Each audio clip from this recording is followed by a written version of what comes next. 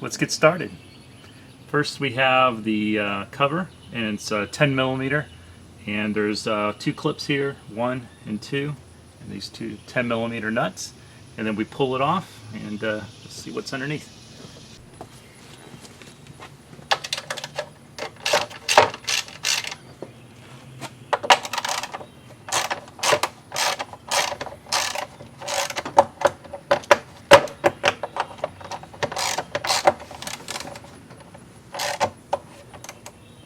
You know what's going on is the stud is actually moving underneath. You can't really see it, but there's a stud that's sticking up and it's moving, so I need to lock it down to get it to stop moving.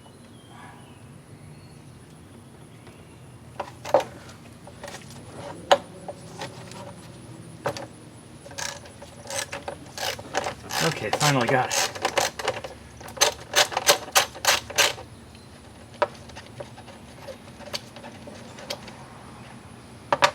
Okay, the stud is held down by a 12 millimeter.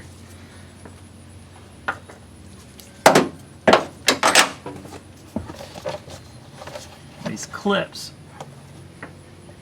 you don't want to lose these clips.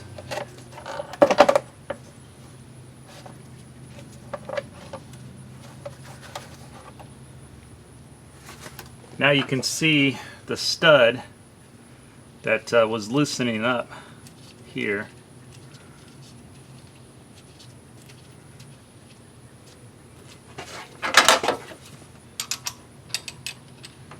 Get a closer look. The stud goes through the cover and it was loosening up, so I just slipped a 12 millimeter under there to keep it from moving. Now of course, you know, you could totally remove the stud, you know, and let it come out with it, but and just tighten it back later. Either one's fine. So what you have to do is carefully disconnect each coil pack. And also you'll notice there's a lot of dirt and debris around here. We're going to want to blow that out before we remove the coil pack and check the spark plug. So let's remove these clips. Now, these clips may be fragile due to the age, so be careful. Just remove it back like so, and like so, and number 3.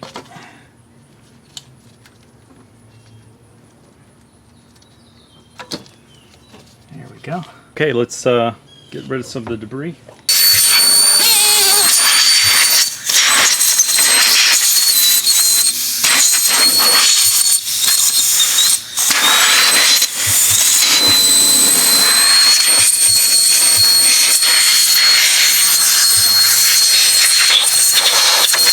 Okay, so now we got that removed. Let's get this first coil pack out.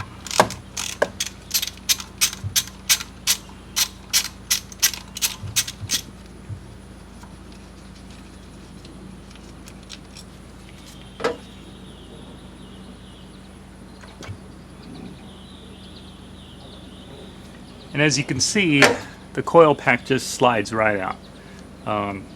It's just kind of like a spark plug wire of the past, but everything's all in one. And there is a rubber boot in there to prevent dirt and debris from getting in. So it's a good idea to clean this and then make sure that nothing drops down inside. And be careful when you're putting it back on. It's pretty simple. Okay, next we're going to clean out the spark plug hole because we don't want any dirt or debris getting in there.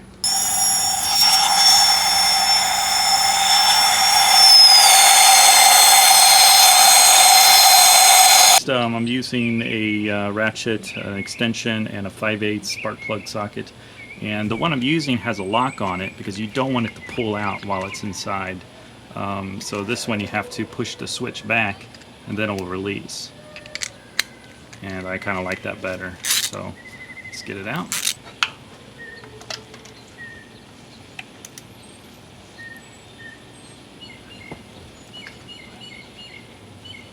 Now if this was torqued down properly before, it won't be too tight to get it off.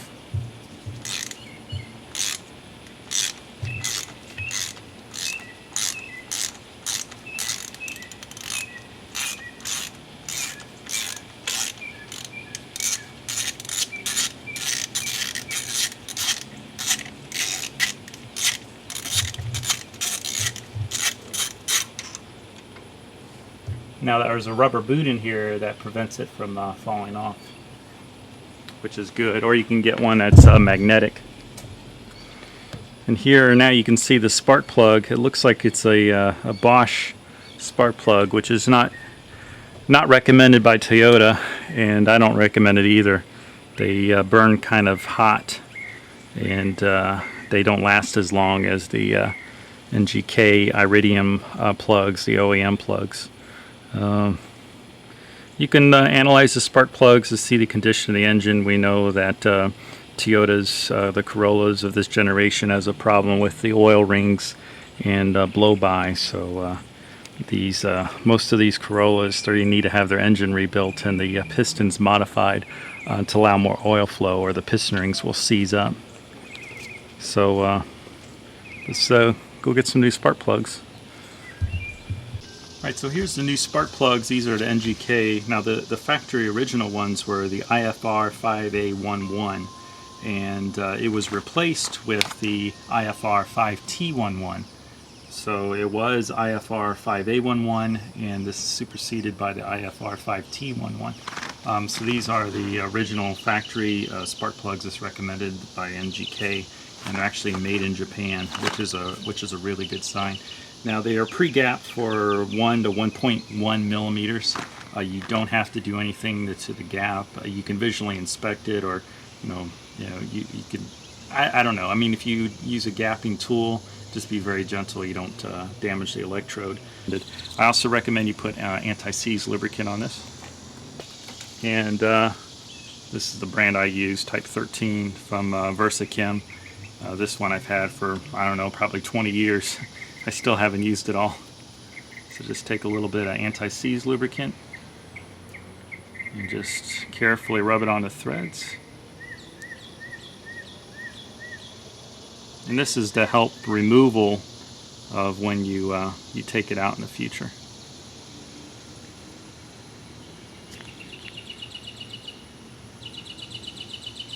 Just be very careful you don't get any on the electrode.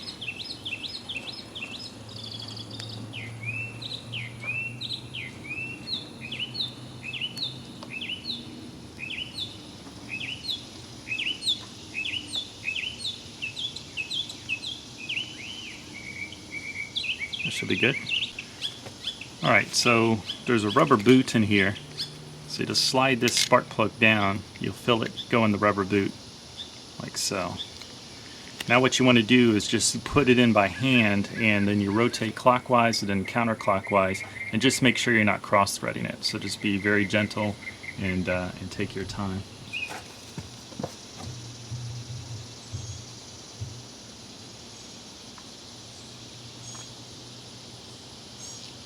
So I'm going clockwise a little bit, counterclockwise. Make sure it's not binding, make sure it's moving freely. And just do it by hand, very carefully. It's starting to tighten up a little bit.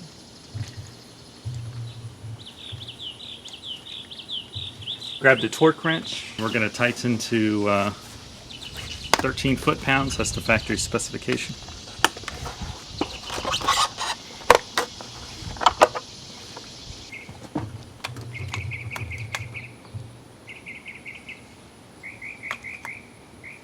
Now 13 foot-pounds is not much at all, but they don't want you to strip anything out.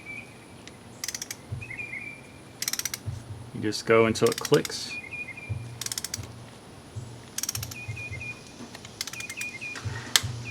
That's it. So before you put the coil pack back, just go ahead and check it. Make sure there's no damage, make sure there's no cracks, make sure the rubber boot is good. Check the top for any cracks. Check the connector, make sure there's no dirt on it, and just kind of wipe the seal off so it makes a good, nice fit when you put it back in. Through.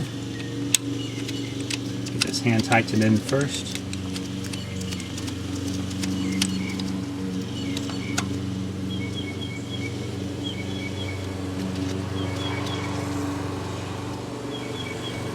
And here you can see the notice about the spark plugs right there. It says use iridium plugs, do not adjust gap. So let's do a little final tightening on that.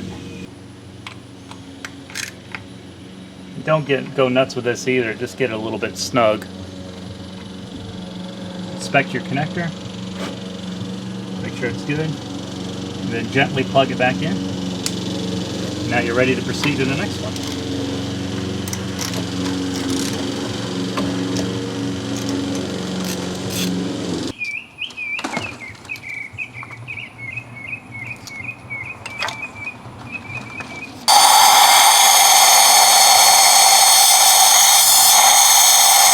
Alright, let's remove the next spark plug.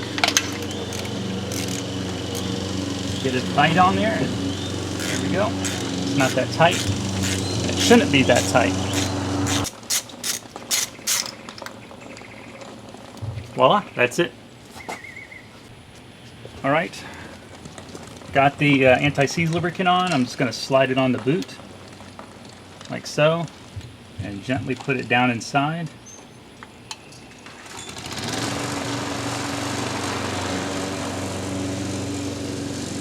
And just go by hand.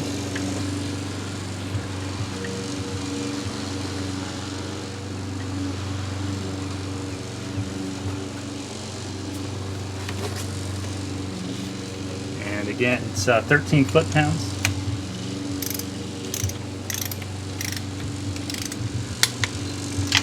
And that's it. Wipe off the ignition coil. Inspect for damage, cracks. The connector, check the connector. Make sure the rubber boot's clean. They're almost ready. Okay. And push it down. Grab the nut. The bolt.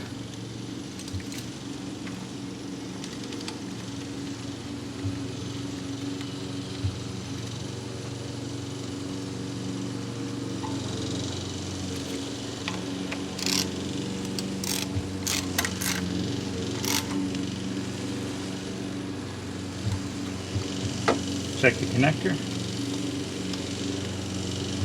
plug it in, and then you can go on to the next one. All right, just keep going. Excuse the noise.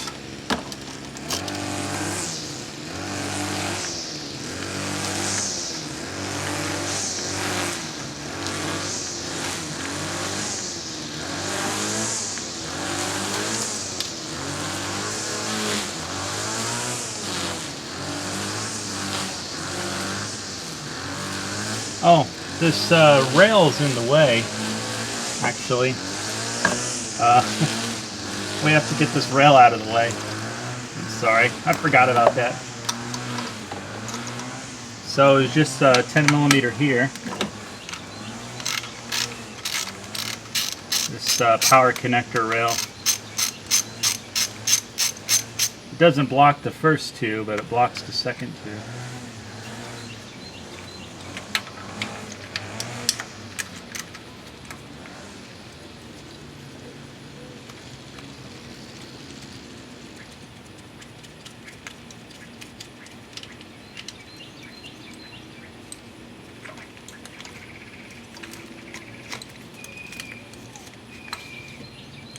Like so. Now it comes out.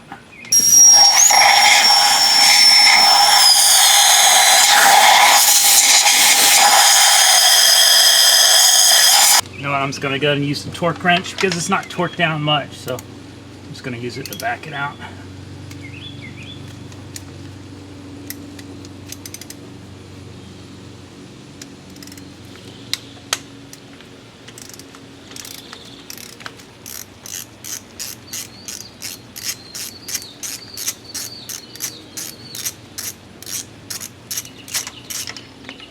There's that.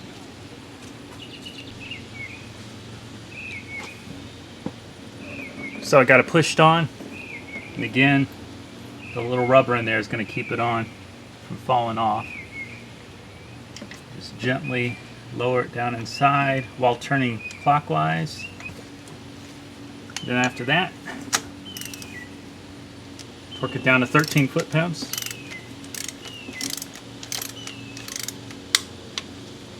That's it.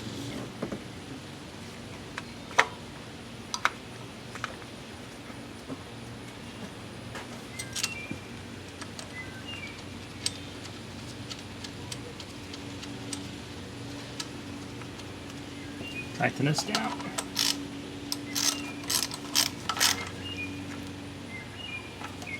And go to the next one.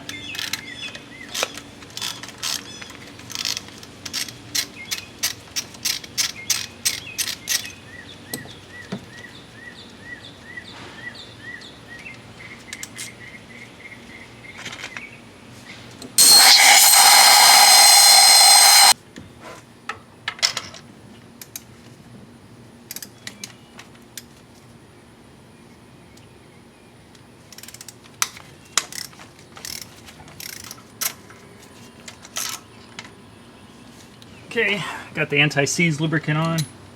Just slide it onto the little rubber boot that's inside the spark plug holder, like so. And then drop it down straight, or at the same angle as the engine, that is. And then rotate clockwise while you're lowering down. Got that in. I'm going to get water in here, so just put the boot down. Like so. Put the 10mm bolt back on.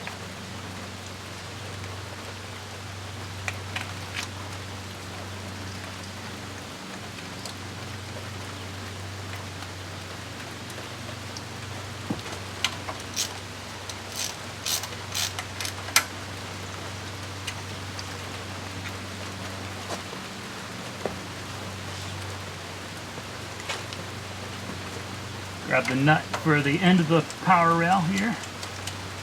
And then the bolt for the middle here.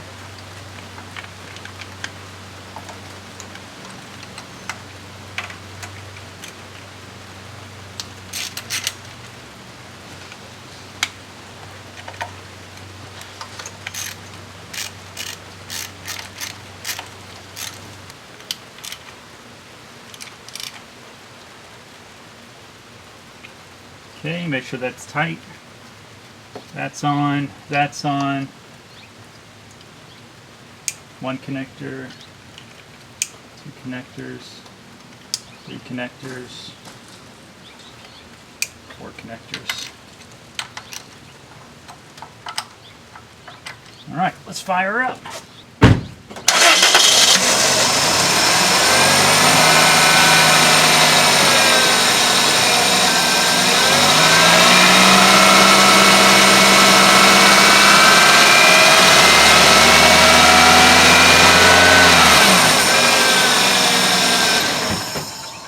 All right, let's put the cover back on first.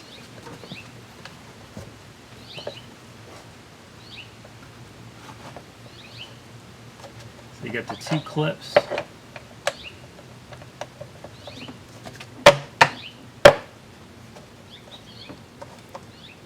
You just kind of push down on these two.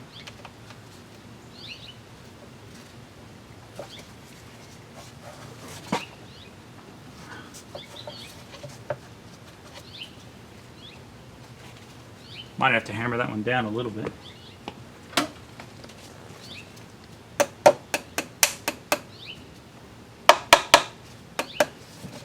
There we go.